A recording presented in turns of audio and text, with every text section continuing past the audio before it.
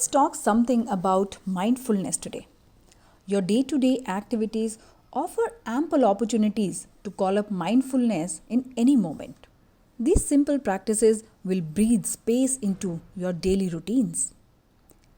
So, how often have you rushed out the door and into your daily routine without even thinking about how you would like things to go?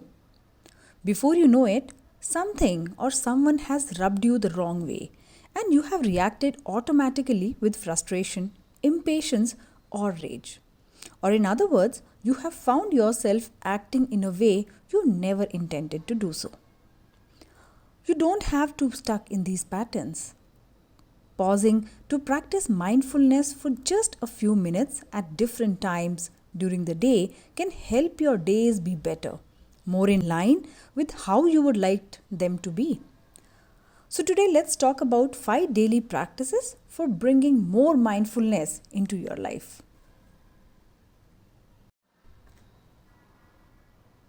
So, let's start with mindful wake up. Start with a purpose. Intentions refer to the underlying motivation for everything we think, say, or do.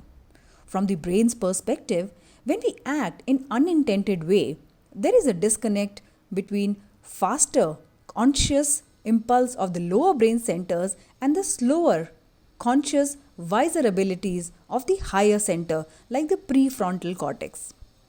Given that the unconscious brain is in charge of most of our decision making and behavior, this practice can help you align your conscious thinking with the primal emotional drive that the lower centers care about. Beyond safety, these includes motivation like rewards, connection, purpose, self-identity, and core values. Setting an intention, yes, keeping those primal motivations in mind helps strengthen this connection between the lower and higher centers. Doing so can change your day, making it more likely that your words, actions, and responses, especially during moments of difficulty, will be more mindful and compassionate. This practice of mindful wake up is best done first thing in the morning before checking phones or emails. So, we follow 5 steps for mindful wake up. The first is on waking, sit in your bed or a chair in a relaxed posture. Close your eyes and connect with the sensations of your seated body. Make sure your spine is straight but not rigid. Step number 2. Take 3 long, deep, nourishing breaths. Breathing is through your nose and breathe out is through your mouth. Then let your breath settle into its own rhythm as you simply follow it in and out, noticing the rise and fall of your chest and belly as you breathe. Step number 3. Ask yourself, what is my intention for today? Use these prompts to help answer that questions as you think about the people and activities you will face.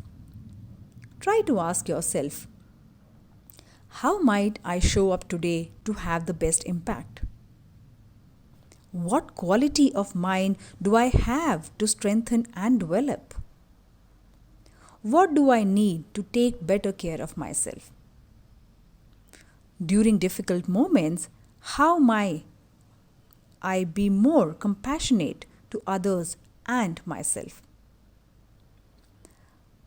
How might I feel more connected and fulfilled?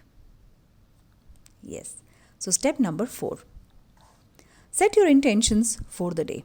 For example, today I will be kind to myself, be patient and with others, give generosity, stay grounded, persevere, have fun, eat well, or anything else you feel is important for you. Step number 5. Throughout the day, check in with yourself. Pause, take a breath, and revisit your intentions. Notice as you become more and more conscious of your intentions for each day, how the quality of your communications, relationships, and mood shifts. So let's come to the second level, mindful eating. Enjoy every mouthful.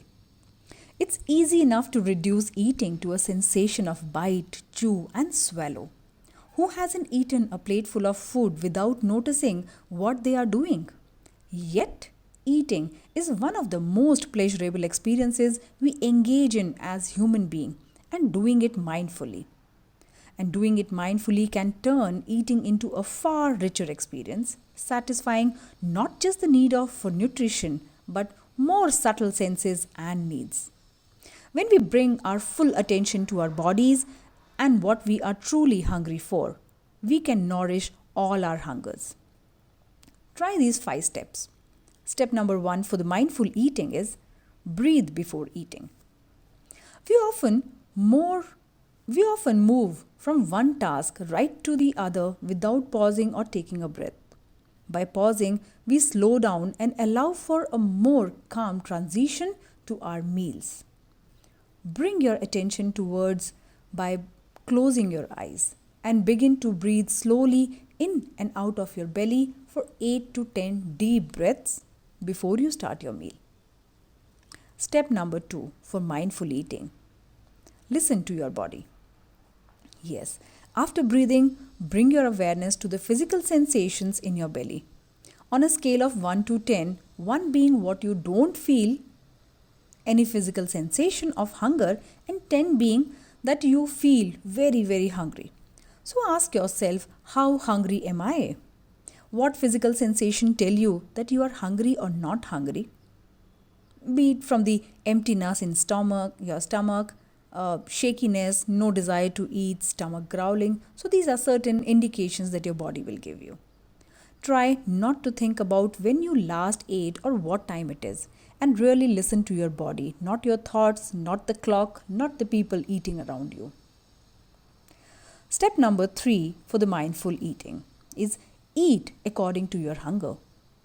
Now that you are more in touch with how hungry you are, you can more mindfully choose what to eat, when to eat, and how much to eat. This simple practice can help you tune into your real needs. Step number 4. Practice peaceful eating. At your next meal, slow down and continue to breathe deeply as you eat. It's not easy to digest or savor your food if you aren't relaxed. Step number 5. If you don't love it, don't eat it. Take your first 3 bites mindfully. Experience the taste, flavor, texture, and how much enjoyment you are receiving from a certain food. Make a mindful choice about what to eat based on what you really enjoy.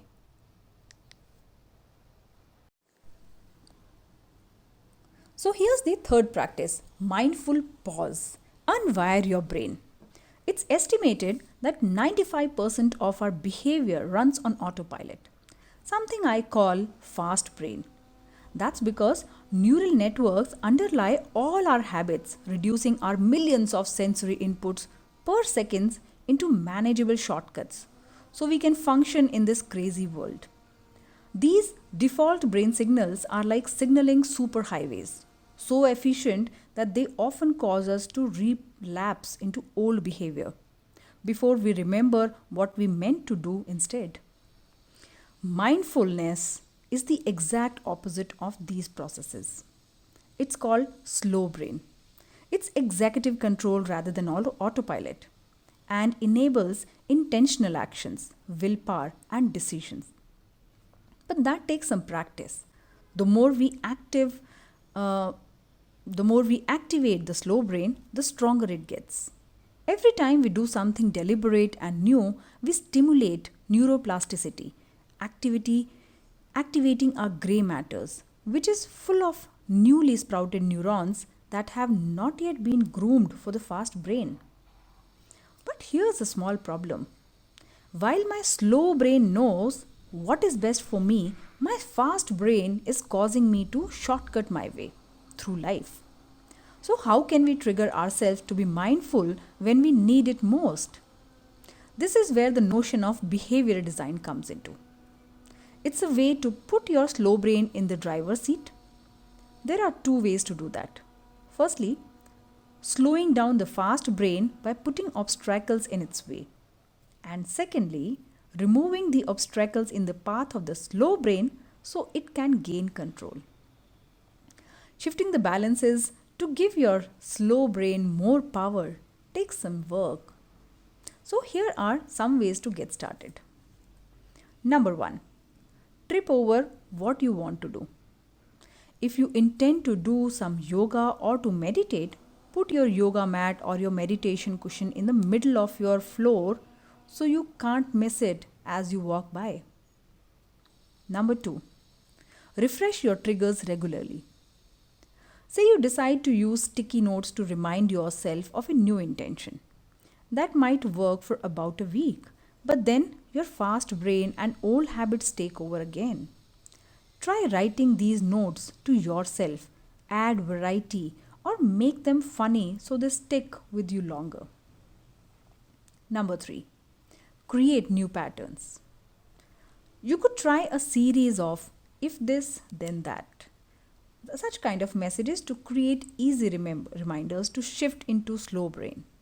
For instance, you might come up with the if office doors, then deep breath. As a way to shift into mindfulness as you are able to start your workday, or if phone rings, take a deep breath before answering. Each intentional action to shift into mindfulness will strengthen your slow brain. Now, the fourth practice is mindful workout. Activate your mind and your muscles. Riding a bike, lifting weights, sweating it out on a treadmill, what do such exercises have in common? For one thing, each can be a mindful practice. Whatever the physical activities, dancing the tango, taking a swim, instead of simply working out to burn calories, master a skill, or improve condition, you can move and breathe in a way that not only gets your blood pumping and revigorates every cell in your body, but also shifts you from feeling busy and distracted to feeling strong and capable. Ready? Yes. The few steps that we are going to discuss now, good for any activity, will help you synchronize body, mind, and nervous system. As you do, you will strengthen your capability to bring all of your energy to the task at hand. Number 1, be clear about your aim. As you tie your laces or pull on your gardening gloves, being purpose to your activity by consciously envisioning how you want your guide your session. As you climb on your bike, you might say, I'm going to breathe deeply and notice the sensation of the breeze and the sun and the passing scenery. As you enter the pool, you might say, I am going to pay attention to every stroke and the sound and feel of the water surrounding me. Number 2, warm up. 5 minutes, not much. Try any simple moves. Jumping jack, stretching, and concentrate on matching the rhythm of your breath to your movements. By moving rhythmically, your brain activity, heart rate, and nervous system begin to align and stabilize. Number 3, settle into a rhythm. Say around for 10 to 15 minutes. Pick up the intensity, but continue to coordinate your breath and movement. If you have trouble doing this, then simply focus on your breathing for a few minutes. Eventually, you will find your groove. Number 4, challenge yourself. 10 to 15 minutes, for example. Try faster speed, more repetitions, or heavier weights, depending on what you are doing. Notice how alert and alive you feel when pushing yourself. Number 5, cool down. Steadily cool down for 5 minutes your pace until you come to a standstill. Notice the way your body feels. Drink in your surroundings. Number 6. Rest. That's the important. Quietly recognize the symphony of sensations flowing in and around you. Practice naming what you feel and sense. Chances are you will feel awake and alive from head to toe. So now here comes the 5th practice, mindful driving. Drive yourself calm, not crazy. There is nothing like heavy traffic and impatient drivers to trigger the fight or flight response. That's why road rage erupts and stress levels soar, while reason is overrun. The worse the traffic, the worse the stress. Big cities, where we generally live, have some of the worst traffic around and some of the most unserene drivers. Emotions run high, tempers flare, tires squeal. But it doesn't have to be like that. In fact, the snarliest traffic jam can provide an excellent opportunity to build your mindfulness muscles, increase your sense of connection to others, and restore some balance and perspective. So, here are few steps to a simple behind the wheel practice I have been doing for a while. I have found it and it can do wonders for you too. Step number 1. First, take a deep breath.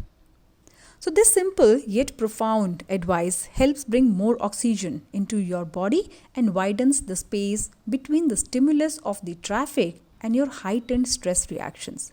In this space lies perspectives and choices that you need to focus on. Step number 2. Ask yourself what you need. It may be in that moment that you need to feel safe, at ease, or just need some relief. Understanding what you need will bring a balance in your life, in your thought process. Step number 3. Give yourself what you need. If ease is what you need, you can scan your body for any tension. Not a bad thing to do while driving in any case, and soften any tension or adjust your body as needed. You can sprinkle in some phrases of self-compassion such as, may I be at ease, may I feel safe, may I be happy. Step number 4. Look around and recognize that all the other drivers are just like you. Everyone on the road wants the same thing you do, to feel safe, have a sense of ease, and to be happy. Chances are you will see a number of fellow drivers who look a bit agitated. But you might also catch that one of them who is singing or actually smiling, and this will dissipate some of your own stress immediately. You can apply to all of them what you just offered to yourself, saying, may you be at ease, may you feel safe, may you be happy. Step number 5. Take another deep breath. In 15 seconds or less, you can turn around your mood by applying these simple tips. When you feel the frustration of traffic rising, choose whatever you need to work on and offer that condition to others.